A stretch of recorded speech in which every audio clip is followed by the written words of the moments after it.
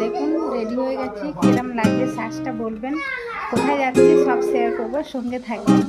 চলেন আমরা বেরিয়ে যাচ্ছি, এই যে হেঁটে হেঁটে যাচ্ছি, দেখো আনন্দ লাগছে।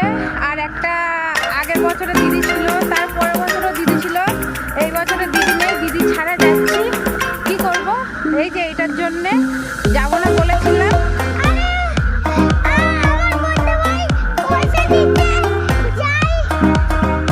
ও দাদা পয়সা দিয়েছে তাই যাচ্ছে, সেটা বলার চেষ্টা হচ্ছে।